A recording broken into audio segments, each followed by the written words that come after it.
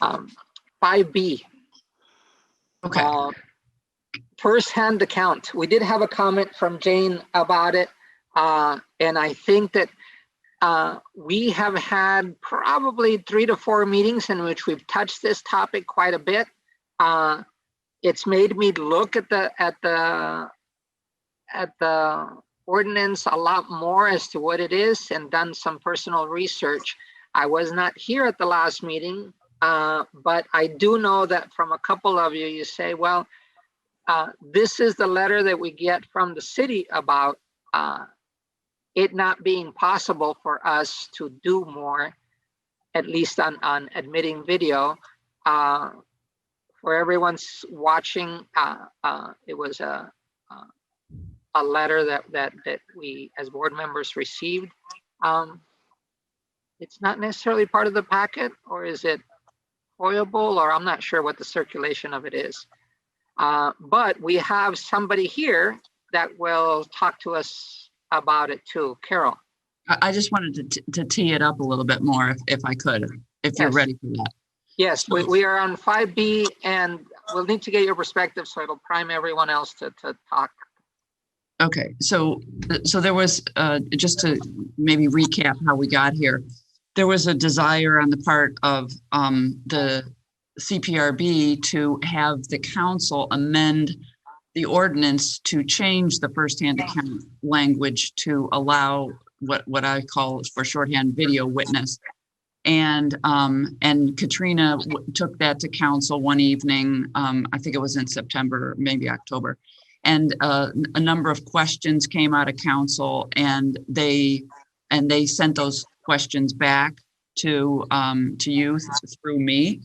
And there was a clear indication at that time that it was their expectation that the questions would be answered, and then the proposal would return to them.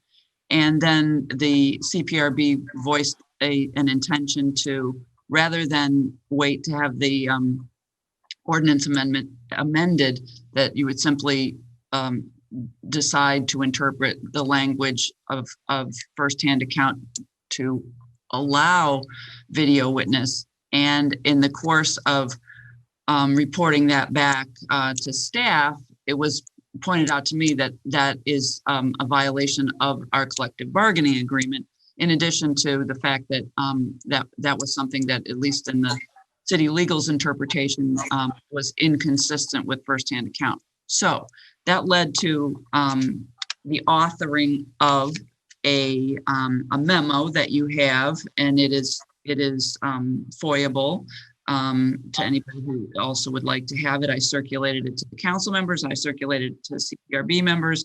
It was written by Ben Garrett, and it was dated October 30th, 2020. You all were sent a copy of this. And so rather than have just me here to talk about this once again, I asked Ben to join us tonight since he's the author of the memo. And so I'll just, I don't know if Ben, you wanted to say anything or just respond to questions, but, I just want to say again, it's the city's position that without amending the ordinance and amending the collective bargaining agreement, that you may not use a video, somebody who was not physically present and only witnessed a video to conform with the ordinance. Mr. Chairman, I'm happy to introduce myself really quickly, if that's okay. Very echoey, Ben, at least for me. So somewhere to the mic. There's more of an echo than usually when I'm talking to you, Ben. So I'm wondering, are you on I'm only on my phone. I don't know why that is. Okay. But I hear it too. Go ahead. We'll do the best we can. All right. Well, board, thank you very much for your time tonight. I'm sorry about that echo. I don't know why that is. The one thing I wanted to make sure everybody understands, my background is I am a management side labor and employment attorney. I represent municipalities throughout this state, and about 90% of our work is in the public sector. My daily job is disciplining public employees, including police officers. in that role, I go toe to toe with police unions on a constant basis. So I am not here by any means as an apologist for police misconduct. When I see police misconduct in my job, I work with our clients to hold police officers accountable. Fortunately, I feel very strongly that as a result of the work I do, even though I work with the absolute worst officers, that's what I'm called to do, is to deal with problems. The vast majority of police officers that we work with are very good intentioned, hardworking people. I don't know about you, but in my daily job, I'm happy to say I have never been shot at.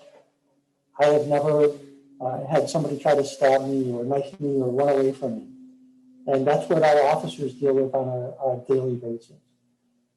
It's really important that in my job, and I think in your job as well, that while trying to hold accountable those officers who do a bad job, we don't accidentally throw under the bus the people who are doing a good job. And I think that's important for one really fundamental reason, and that is that we do not want to discourage good people from becoming police officers. And that is something that our police department faces a challenge already across the state and across this country. That people say, look, if somebody's going to point a gun at me and I'm going to make a split-second decision how to react, and then I'm going to be crucified in the press for the rest of my career, I don't need that kind of stress in my life. I'm going to do something else. I'm going to be an attorney. I'm going to be a professor. I'm going to be a city administrator, or whatever the case might be.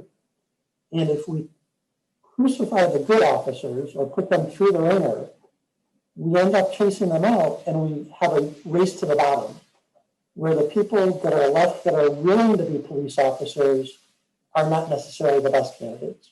So we need to be careful about that. But I, in my job, do deal with bad officers, unfortunately. And I would tell you, if I thought this requirement of first-hand knowledge was an obstacle to holding bad officers accountable, I would absolutely let you know about that. I run into the buzzsaw of union negotiations every day. I run into the buzzsaw of grievance arbitration every day. There are real problems there. The limitation of not accepting complaints based on video evidence only, it is not a problem in terms of holding bad officers accountable.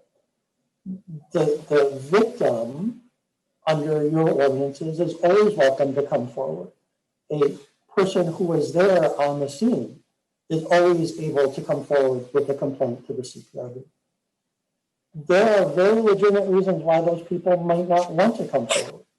First of all, they might think that they were treated entirely appropriately. But second of all, it's also the case that when our police officers interact with the public, it is often on that person's worst day of their lives, whether they're a victim of a crime or whether they are the perpetrator of a crime. That is their low point. And they don't want to relive that. And they don't want to have that dragged into the public eye to relive it again. Some people do come forward with complaints, and that's their right. But if they don't, that's their choice, and we should respect that. But more importantly than my opinion, because I'm not a board member, is the law. And in that regard, we face two challenges. First of all, the city ordinance that specifically says complaints need to be brought forward based on by a person with personal knowledge. And second of all is the collective bargaining agreement. And that collective bargaining agreement also says that complaints against an officer must be signed and sworn by a person with personal knowledge of the incident. Watching videotape does not give you personal knowledge. Watching videotape allows you to see a two-dimensional image that could have been manipulated by somebody else before it was posted on the internet. And we all see that every day when we're watching the political dialogue and political ads that are run and quotes and snippets that are taken out of context. Personal knowledge means you were there and you saw it, tasted it, smelled it, touched it yourself. And that's what personal knowledge requires. And that is how the city and the CPRB itself has interpreted that requirement for a long, long time. And if that requirement were to be eliminated by the CPRB, we're going to run into a significant problem with the police union, which is they will file a grievance saying that that is a violation of their collective bargaining agreement. And one of the tools that arbitrators are going to look at is not only what external law says, which I've identified in the memo that we're looking at, but arbitrators also look at what's called past practice. How have the parties themselves interpreted this language historically? And historically, the CPRB and the city and the officers have all agreed that that firsthand knowledge requirement cannot be satisfied by somebody watching a video. And so to eliminate that requirement without going through the collective bargaining process is going to be futile, because we're just going to get a grievance that unfortunately we're likely to lose. So regardless of my opinion, the contract ties our hands on this issue. And really, the way that contract is written, the board doesn't have the power to accept complaints that are based solely on video evidence. So with that, I've said a lot, probably more than you wanted me to. I apologize, Chairman, but I'll definitely pause for any questions that any of them might have.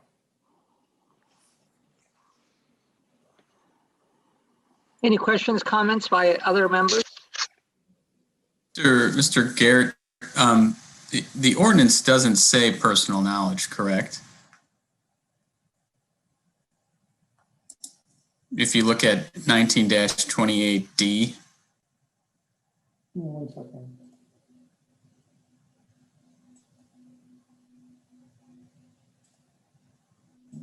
I'll read it. It says, complaint shall be based upon a first-hand account either by the person involved in the incident or a witness to the incident, except that a minor. So, I mean, it doesn't say personal knowledge. It says first-hand account, and then we don't have a definition of first-hand account. Well, if you're not there, it's not a first-hand account. I'm sorry, I'm having a hard time hearing you. If you're not there, it's not a first-hand account.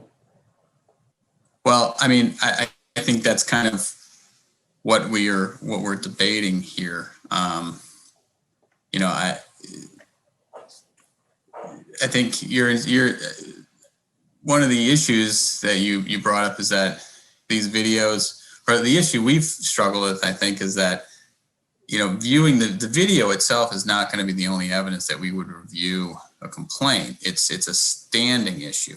It gets you through the door.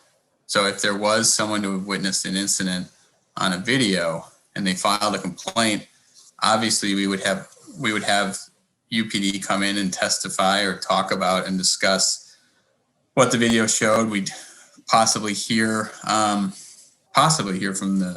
the officer, or possibly hear from somebody else who was there come forward. That's part of the issue I think that I struggle with, is that if we're going to close the door to a complaint just because it's what someone viewed on the video, that we should be more open to seeing these things than not. It's the complaint, after all. It's the beginning of a process. It's not even the actual, you know, it's not the hearing. We call it a hearing even when we get to the appeal, but in essence, it's not yet a hearing. It doesn't, rules of evidence do not apply to that level. But by the time we get to an appeal, we have a lot more than the person's complaint. And therefore, the video can be modified, or it's only one view, or whatever else. Those are all kind of counterbalanced by a full examination of an incident versus what started it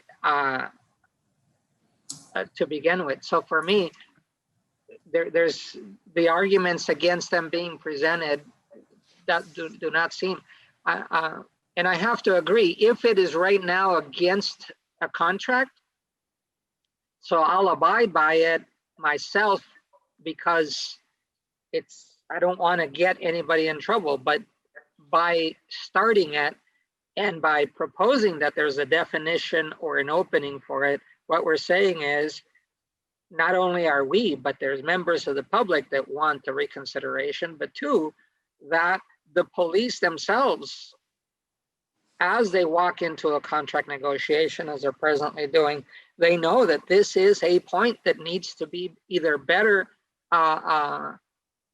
exemplified or counterbalanced in their own contract as to other things they want to argue, versus where does the complaint start?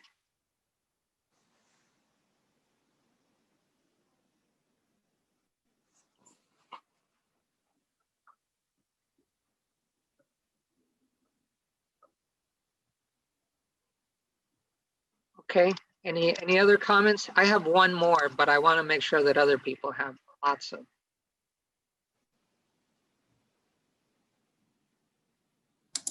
Okay. I guess sorry, I had one more question, Mr. Gert. So you're saying ultimately, if we were to take a complaint based solely on video, then the city should expect a grievance being filed? Is that what you're saying? Section Okay. 15 of the Labor Act says that a collective bargaining agreement trumps and supersedes any contrary city ordinance, city statute, rule, regulation. The language in the contract actually is even more clear than the ordinance itself. It says complaints against an officer must be signed and sworn by a person with personal knowledge of the incident. Michelle, you had used earlier the reference to standing, and I think that's a good analogy. In a court, a person needs to have standing in order to file a complaint. And that's a good filter to make sure that the people presenting those complaints have a sufficient interest for the court to render a full and fair hearing. Without that standing requirement, for example, if I were so inclined, I could watch hundreds of videos and follow them with the city of Urbana CPRB and just inundate you with work and make it so that you couldn't get to the complaints that actually deserve your attention. And I don't think that's what anybody here wants. So we've heard and we explored that same situation, and as a board, we say, I think in majority, even before we went to city council, yes, we could be inundated. However, that would be our choice as to how to take things up and how to deal with it. So I understand that much. So the first part, if it's in the contract, and I'm looking at, I think it's Article 22, the provisions, I don't know, it's public. Is the contract public? I don't know. Yeah, it's in my hand. So it says 22.2A, police officers subject to the CPRB proceeding shall not be required to appear before the CPRB. Their appearance shall be optional. However, should an officer appear before the CPRB, that officer does not waive his or her rights under the Uniform Peace Officers Disciplinary Act in a CPRB proceeding. I wanted that as the further context. Then B says a complaint brought against a police officer by a member of the public shall be investigated by the police department in accordance with department policy. And then C talks about confidentiality. I don't know if there's anything more. This is the 2017 police, the contract. There's also a side letter attached to the back of it. I'm just looking through it now. Give me 1 second. It's yeah, I see it. It's on page 57. Yes. Complaints against an officer must be signed and sworn by a person with personal knowledge of the incident, and language will be included in the CPRB ordinance that false complaints shall be subject to prosecution. I don't know if the latter part of that sentence is actually true. There's actually a provision in the Uniform Peace Officers Disciplinary Act that addresses that. That would be there, but I don't know if it's in our ordinance that. No, the ordinance was never changed in response to that. Yeah, so flag that one. But in the new contract, since we've started taking complaints without a sworn testimony, well, without that person being sworn. Well, no, what we did is we changed with advice the attestation from a notarization to a spot on the bottom of the form, which all the way up through city legal, I think we had agreement was equivalent and less burdensome than the notarization. So Okay. a complaint filed, as I understand it, with the new form is still a sworn statement. It is still a sworn statement, and it makes clear that it's under penalty of perjury or whatever. It just expands it and also includes the firsthand account language as part of the sworn statement. Right. So I guess So my thought was that we would need to flag that too, but we've taken care of it, that meets this contract or not. yeah, although the ordinance specifically does not reflect the liability of submitting a false complaint. Right. The form that we have does. Yeah, I'm looking for the form now because I needed it earlier today to show it to somebody and I moved it. Well, my argument was going to be that there are other parts of the contract that may or may not fit our ordinance, and just by one part, it already does that. So we could be. But on the other hand, the reason I would argue with that is that a contract is an agreement between parties, and therefore either party can suggest changes.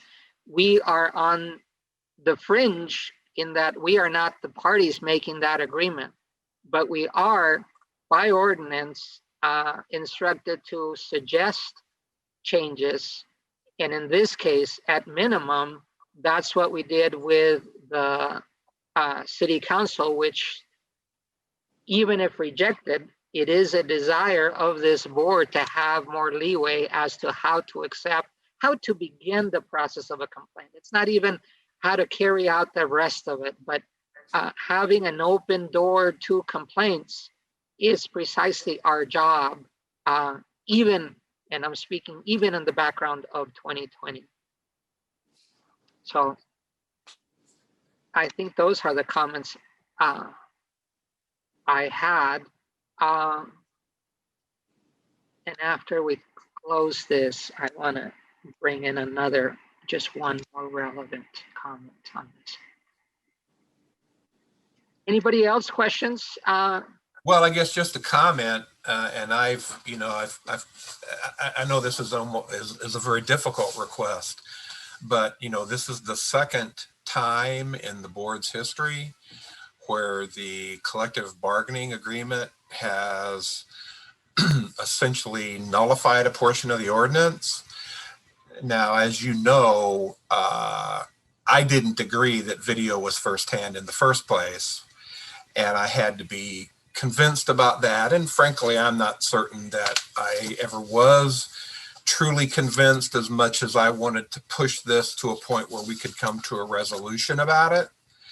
But the other one, of course, is the subpoena power, which is in fact written into the ordinance, unlike the video presentation of a complaint or video as a basis for a complaint.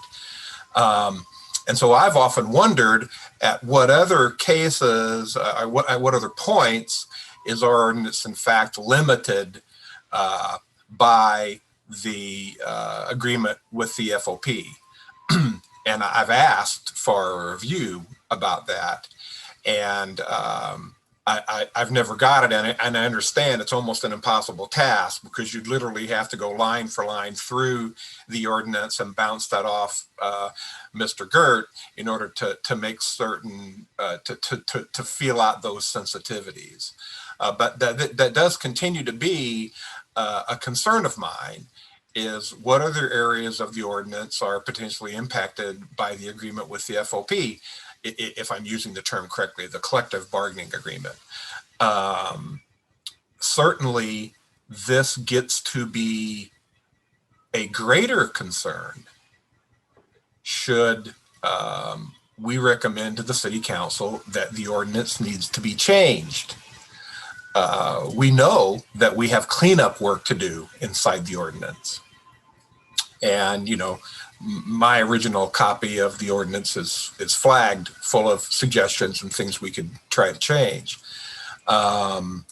So I think this issue with the FOP is not going to go away.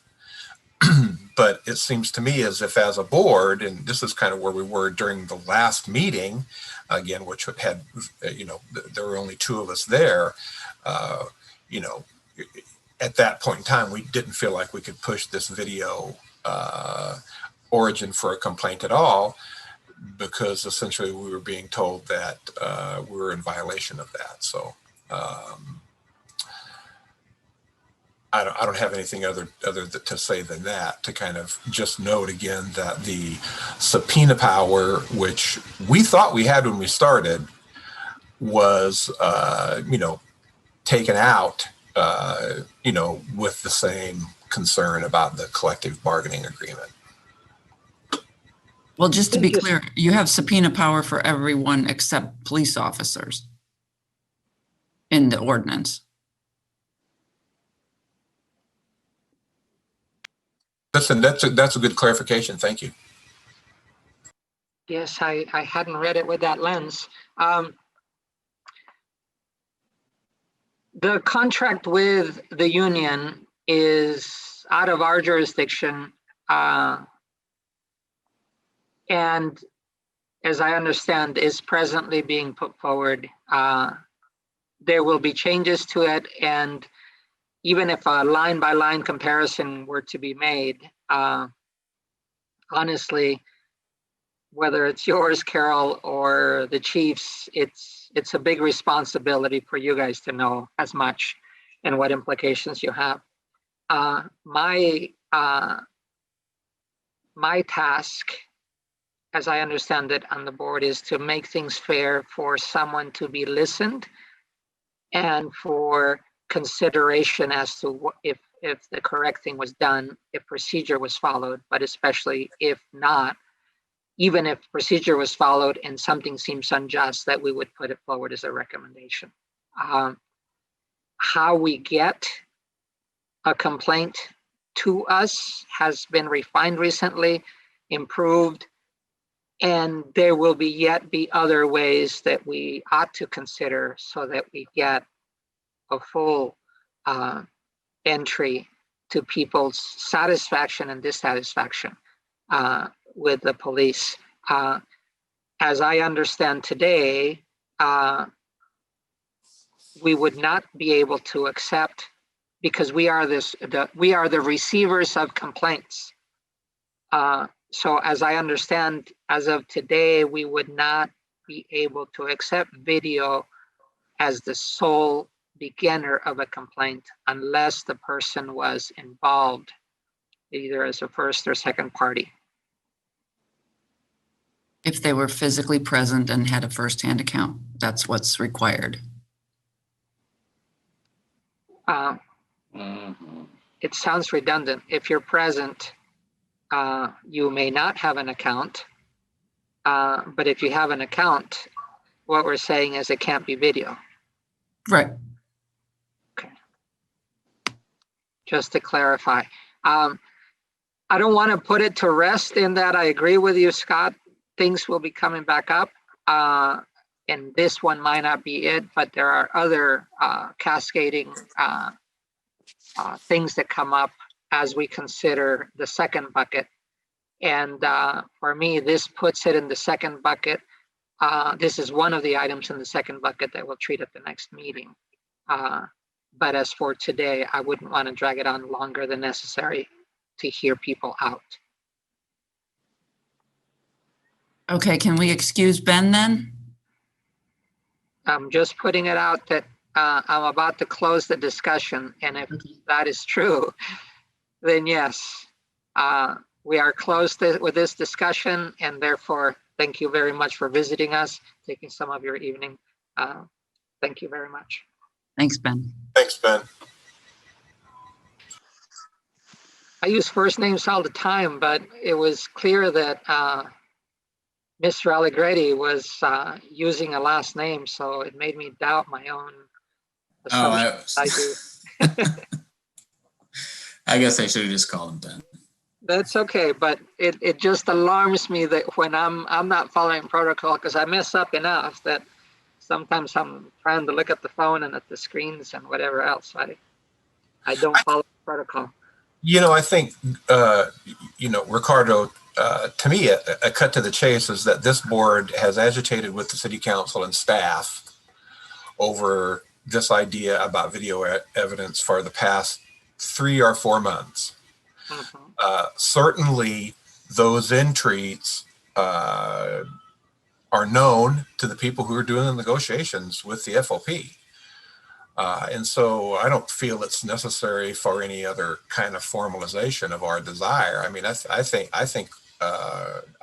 I'm ready to walk away from this in the context of what the board is going to do in terms of action. If the agreement with the FOP changes, then, we could revisit that. Yeah. Actually, that provides me a small opening for something today. I'm going to show you, I'm going to share with you. I hate having so many screens. And then I forgot to share, so share. Related to this it was all a timing triggering issue, in that today I received a call from, well, actually 2 days ago, and it was timed. Can you see blue screen? Can you see blue on your screen? Okay, so as a background, I used to work for the Wharton School a dozen years ago, more by now. But anyway, they've got a section called analytics. And a couple of days ago, they contacted me wanting to talk and essentially going through this survey. I want to put it out so that you guys know that as we consider things, and we're just a lowly little town doing it and trying to figure it out, there are people nationally trying to figure things too. And this video as firsthand evidence was one is hard enough to try to tease out, except that we're not the only ones. The survey that they put before me and then got a call this morning was a very deep, no, not so deep, good categories of things for me to consider that others are considering, and they're taking tally at a national survey. Enough that they're calling people around the United States, big cities and small cities, as to what review boards and the types of review boards are considering. What powers do we have? What considerations do we have? I try to answer as far as I know that we are presently doing. None of them were so hard that I couldn't answer within their categories, although there was explanations. But as she probed, the interviewer probed, this kind of question, what additional, what access do we have to information within the police when a case comes before us or not, reminded me that our endeavor to choose and to try to interpret whether video evidence is enough to start a complaint is a much bigger question than us. So I am also willing to leave it for now, but I think this is the kind of society that gets redefined as we all consider that we live in the age of phones and Facebook, and whatever hasn't been written and whatever traditionally hasn't been included in a contract has to be considered now differently because we are. And the indignancy that the residents feel at times are usually a step ahead of what was written several years ago, both in ordinance and contract. So this is a pitch for change, because we can either be on the laggards, and lawyers would probably agree that that's what we should be, let somebody else deal with the lawsuits. But on the other hand, as far as the principles of things, I want to be as informed and as ready to propose change as possible. This last one, what languages can civilians file complaints against police? You know, one of our previous members really wanted to make sure that we put that forward. And I thought to myself, and the answer is video, for somebody to just speak their complaint. And we do it. We've been considering that. So anyway, a side comment, but it was like so timely. The lady spent almost 2 hours with me trying to get a feel for what it is that we do in our civilian police review board in our little 45,000 person town. Yeah, it's a big deal, Ricardo. I mean, you know, in this accountability and transparency NACO workshop that the city sent me to virtually about a month ago, you know, the second session in was on video, forensic analysis of video. And I'm sure there are PhD programs out there for forensic analysis of video. You know, best practices, source materials, misinformation, it was all a topic of that.